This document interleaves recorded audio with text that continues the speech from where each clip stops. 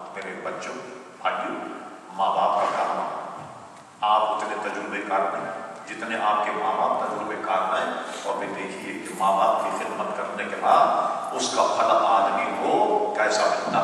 میں نے حضرت باجی مستانی کے واقعے میں پڑھا کہ ان کی والدہ ماجدہ نے ان کو صوفیاء کے حوالے کر دیا تھا، بھائی اسے عالم بنا، صوفی بنا، اور وہ ان کے پیٹھ پیچھے دعا کرتی۔ وہ میرا خیال ہے 7 سال پڑھنے کے بعد جب واپس آیا تو غور کیجیے، ہمارے نوجوان اس وقت گھر میں نہیں آئے، پیچھے دیوار کے کان گھر سے لگا کر سننے لگے کہ میری اماں مجھ پہ یاد بھی کرتی ہے یا نہیں۔ ان کی اماں دعا کر رہی کہ اللہ تعالیٰ میں نے اپنے بیٹے کو صوفیاء اور علماء کے حوالے کیا ہے تو اسے نیک بنا دے۔ یہ دعا کر رہے ہیں، خوش ہوئے دیکھو میری اماں اب بھی مجھے یاد کر رہی۔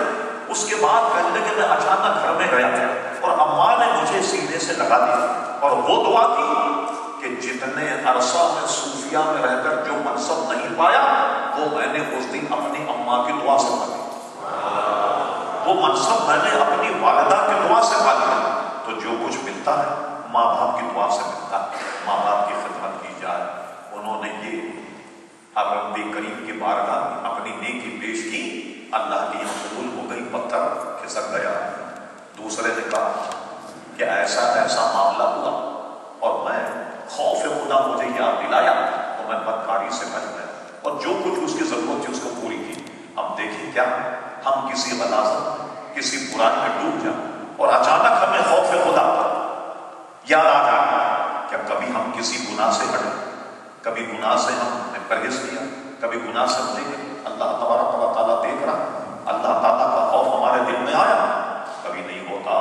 تیسری بات، ایک دن کی دہاڑی، ایک دن کی مزدوری سے بکری کا بچہ خرید کر اس آدمی نے پورے ریوڑ ان کے حوالے کر دیے۔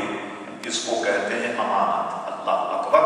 نبی کریم علیہ الصلوۃ والسلام امین مشہور تھے، اور آپ نے سنا جس وقت آپ مکہ مکرمہ سے مدینہ شریف ہجرت کر رہے تھے، چپ چاپ سے نکلنا تھا، اللہ کا حکم یہی تھا خفیہ طریقے سے ہجرت کریں۔ سب سے پہلا کام آپ نے یہ کیا کہ ساری امانتیں حضرت علی کے حوالے کی اور اپنے بستر پر حضرت علی کو لٹا دیا، تاکہ جب کل یہ مشہور ہو جائے کہ میں یہاں سے چلا گیا، لوگ اپنی امانتیں لینے کے لیے تمہارے پاس آئیں تو ہر ایک کی امانت ان کے حوالے کر دی جائے۔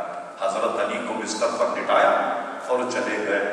کہیں میں نے پڑھا، مجھے بتائیے چاروں طرف آپ کو لوگ گھیرے قتل کرنے کے لیے، آپ کو بستر پر لٹا دیا جائے، آپ دیانتداری سے بتائیے کہ نیند آئی ہے؟ نیند نہیں آئی، میں پتہ نہیں کب کود جا کر کب حملہ کر دیں، نیند نہیں آئی آپ کو بے شک۔ اور یا حضور کی شان کیا تھی؟ آپ نکلے، رب کریم نے ارشاد فرمایا، آپ جب نکلے سورہ یاسین تلاوت کرتے ہوئے نکلے، اور آپ کے دہن پر یہ کلمہ تھا جب سارے لوگ موجود ہیں قتل کرنے کے لیے، وَجَعَلْنَا مِن بَيْنِ أَيْدِيهِمْ سَدًّا وَمِنْ خَلْفِهِمْ سَدًّا فَأَغْشَيْنَاهُمْ فَهُمْ لَا يُبْصِرُونَ۔ سب اندھے ہو گئے، کوئی بھی حضور کو دیکھ ہی نہیں پایا، کہ سب کے سب اندھے ہو گئے، کوئی حضور علیہ السلام کو نہیں دیکھ پائے۔ یہاں ایک بات میں اور بھی عرض کروں، حضور جسم اور جسمانیت رکھتے، کپڑے پہنے ہوئے، یقیناً امامہ شریف بھی زید سر تھا، کیا نظر نہیں آیا کسی؟ مجھ جیسے مولوی سے آپ پوچھیں، بھئی مولانا یہ بتاؤ کہ جب حضور نے ہجرت کی سارے لوگ اپنی آنکھوں سے دیکھ رہے ہیں، حضور نظر نہیں آ رہا، میں سادے انداز میں سمجھا دوں گا بھائی یہ حضور کو معجزہ ہے، نظر نہیں آ رہا، اس میں کون سی پریشانی کی بات؟ سیدھی بات یہ ہو۔ لیکن میں آپ کو اعلیٰ حضرت امام اہل سنت مجدد ملت اعظم صاحب الحجۃ القاہرہ المؤید باللہ طاہرہ مولانا شاہ احمد رضا فاضل بریلوی رحمۃ اللہ علیہ کے دربار میں لے جاتا ہوں۔ یہاں جب نکلے نظر نہیں آ، غار ثور کے گرد کفار گھوم رہے ہیں اور نظر نہیں آ۔ کیوں نظر نہیں آ؟ میرے جیسا مولوی ہے، حضور کا موضع نظر نہیں آ۔ اصل بات امام اہل سنت نے کہی، وہ سنیے کیا ہے۔ اللہ تعالیٰ کی قبر کو رحمت و رضوان سے بھر دے۔ فرماتے وجہ یہ ہے کہ جان ہے، جان کیا نظر آئے،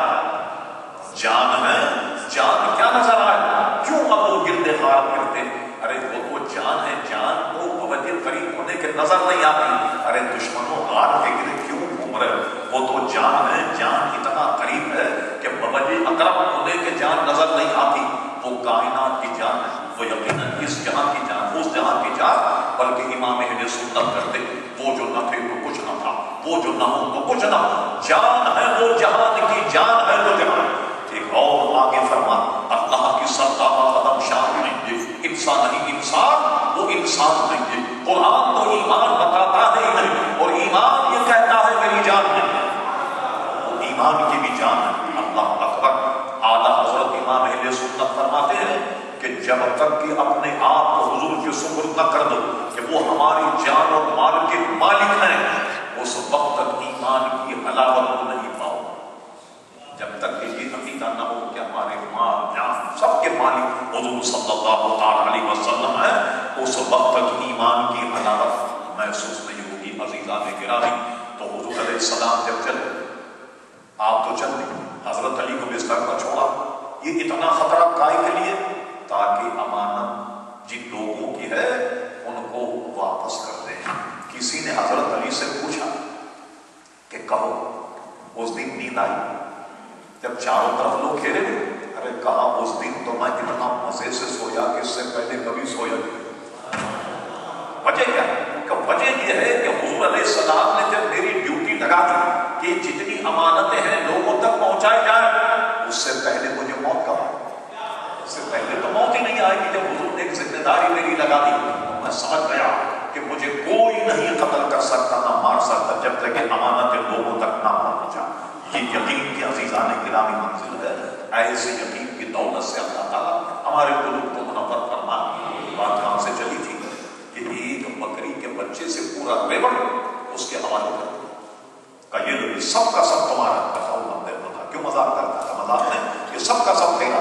کیا آج ہم امانت کا پاس اسی طرح رکھتے؟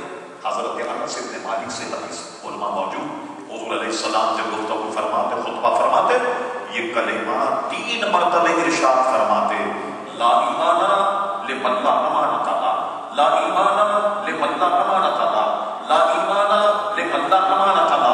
آگاہ ہو جاؤ کہ جس وقت میں امانت کا پاس نہیں اس میں ایمان ہے.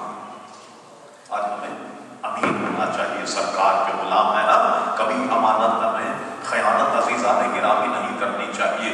میں یہ عرض کر رہا تھا آپ سے کہ تینوں نے ایک ایک اپنا عمل اللہ کی بارگاہ میں پیش کیا، اور اللہ تبارک و تعالیٰ کے عمل کے وسیلے سے انہیں نجات عطا فرما دی، اور یہ باہر نکل گئے، موت سے بچ گئے. ورنہ ہماری ہی بند رہتے، اللہ یہ ترجانی کا کیا حل ہوتا. اس سے آپ نے یہ تو سمجھ لیا کہ عمل بھی ذریعے نجات ہے. تو میں نے شروع میں کہا اعمال ذریعے نجات ہے، لیکن حضور علیہ السلام قبول اعمال کا وسیلہ ہے. بغیر حضور علیہ السلام کے صدقے عمل قبول نہیں ہوگا.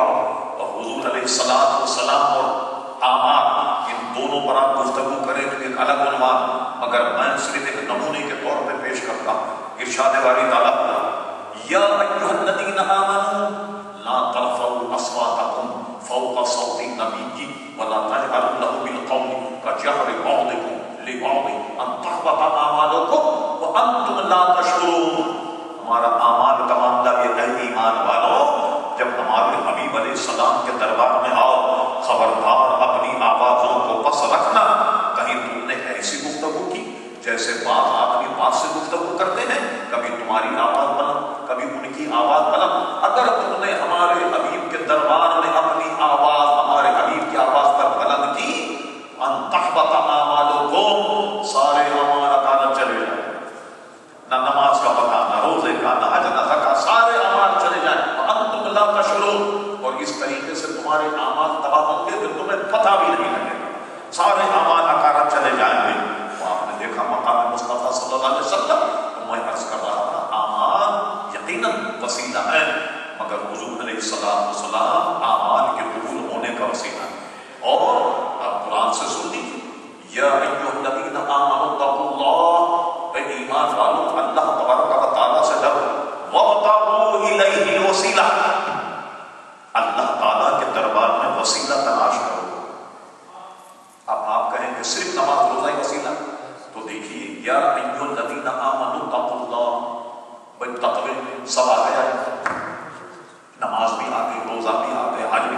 مرتبے میں آتا ہے. اور اس کے بعد پھر وابتغوا الیہ الوسیلہ. تو کیا ہو اس کے علاوہ بھی کوئی وسیلہ ہے جسے ہمیں تلاش کرنا ہے، اور وہ ذات ہے پیارے مصطفیٰ صلی اللہ علیہ وسلم، وہ ذات ہے انبیاء کرام علیہ السلام، وہ ذات ہے اولیاء کرام مشائخ اعظام کی، کہ جن کے وسیلے سے یہ اعمال قبول ہوتے ہیں. اور اللہ تبارک و تعالیٰ سے وسیلے کے ذریعے اللہ تعالیٰ کے دربار میں مانگ. قسم بغیر وسیلے کے مانگ لیں. کسی نے منع کیا؟ کسی نے آپ کو منع نہیں کی، بالکل ڈائریکٹ مانگی اللہ تبارک و تعالیٰ سے. لیکن ہم یہ کہتے ہیں کہ وسیلے سے اگر مانگو تو یہ بھی جائز ہے. یہ حرام یا شرک نہیں، جیسے آپ لوگ کہتے ہیں شرک شرک شرک، ہر بات میں صحابہ کی اتنی کثرت ہے شرک اور بدعت شرک اور بدعت. ہم تو چونکہ عوامی لوگوں کو سمجھاتے تو سادی سی بات کرتے ہیں، بالکل ایسی بات